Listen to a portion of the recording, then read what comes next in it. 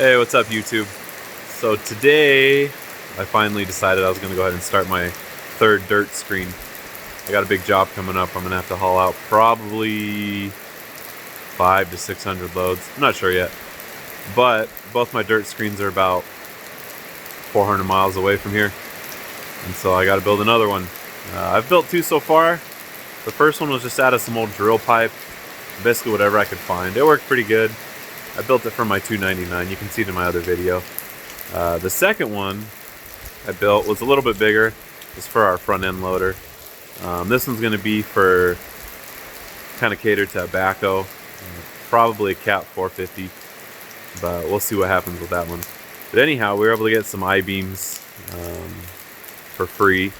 I know that's not always the case, but I'm going to start building the frame of it today. I don't know how far I'm going to get because, as you can see, it's pretty rainy out here. But if it lets up a little bit, I'll start cutting it up and welding together. This one's going to be probably my nicest one. I'm going to take a little bit more time on making this one. The other two I was pretty rushed. But I'm going to build a sprayer system on this one. It's a little bit better than the first one I made. The other one was pretty janky, just threw it together. But this one's going to have to spray a lot because we're going to be working in kind of a residential area. And I got to keep the dust down. So anyhow, I'll keep you posted. I'll put some pictures up of the other two screens that I made. So you can kind of see the differences. Each time it gets a little bit better. So I'm hoping this one turns out to be the nicest. Anyhow, stay tuned.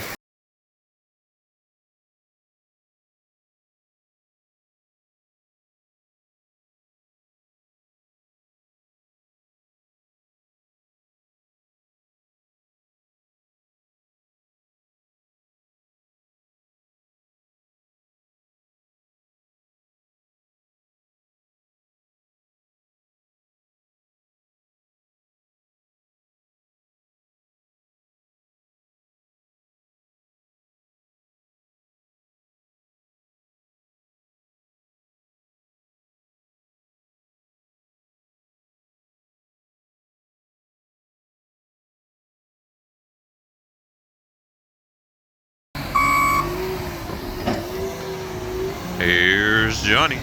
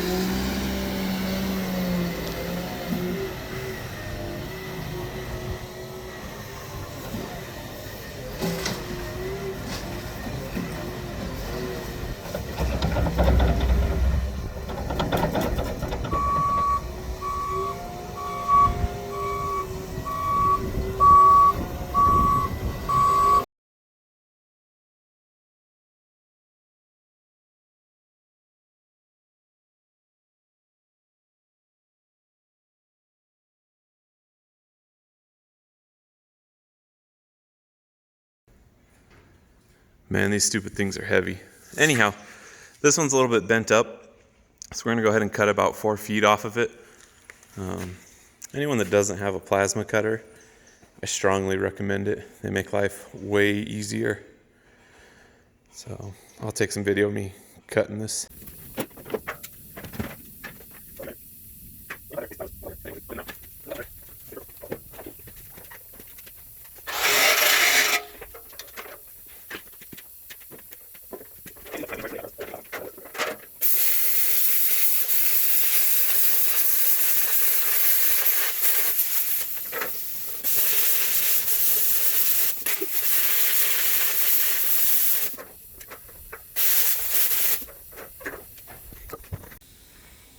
So as you can see, my first cut was kind of ugly, so I went ahead and redid it. If you got a nice straight edge, you know, some sort of guide, you know, it's super easy to cut with these things. It didn't take me very long. You're not making all sorts of noise. You're not chewing up blades. You just got to have a good compressor and good clean ground, and it's much easier than you know, doing a Sawzall or chop saw. But you do what you got to do. I mean, I built a truck back when I was in my mid 20s, where I had hardly any tools, and I was always just cutting stuff with Sawzalls and grinders because that's all I could afford at the time. But anyhow.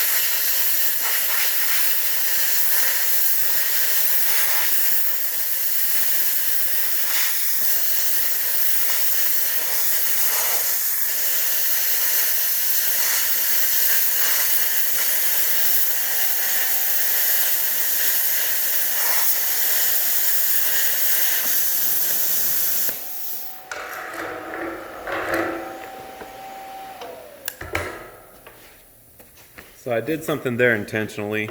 If you'll notice, the first half of the cut is not very pretty. And then on the second of the half of the cut, it's a lot more precise. It's kind of important and crucial that you hold the gun vertically. If you put it at an angle like I had on the first half of the cut, it's not going to come out as nice. So that's a plasma cutter for you. Like I said, I would highly recommend getting one. They're super easy to work with. You don't have to be like a professional, because I am in no means a professional welder, but I like to build stuff. So, and the Hypertherm one, I've had no problems with it. I use it all the time. I would strongly recommend it. I typically have Miller stuff. I've got Miller welders, but I think that's all Hypertherm does, is the plasma cutters. I don't think they make anything else. But I've had no problems with it. Mine's just a little guy, little briefcase type deal. So, you want to see it again? Here it is. It's the Power Max 30. It was around $1,000. I don't remember exactly how much, but it saves me a ton of time, and I love it.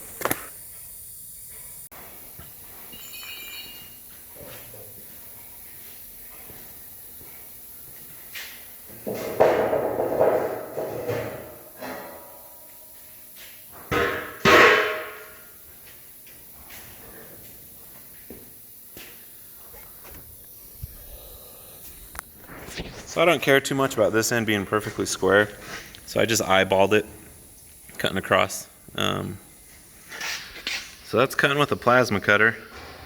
Just thought I'd do one little video on it. It leaves a pretty clean edge. I'll hit it up with the grinder.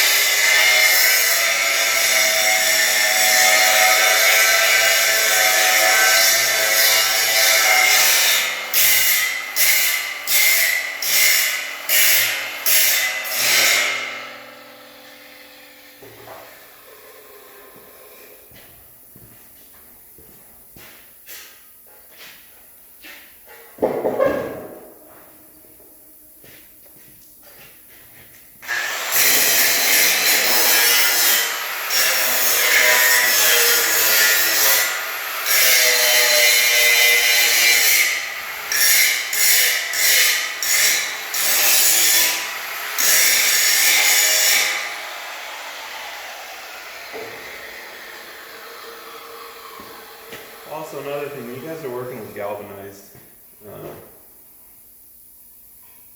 make sure you're somewhere where it's pretty well vented.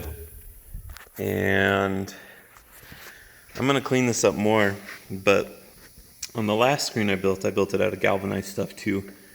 And I thought I had cleaned it up pretty good, but I got zinc poisoning. And so on this one, I'm gonna probably clean it off to about here, more or less. So for any of you who don't know, zinc poisoning really sucks. It basically makes your whole body start shaking, and you don't feel very good. But I guess the cure for it is to drink a lot of milk, but it's better to not get it in the first place. So anyhow, you know, when you're cleaning your metal up, take it pretty far back and try and be in a place that's pretty well vented, because it does suck. I did not feel good, and I'm gonna try and not get it this time.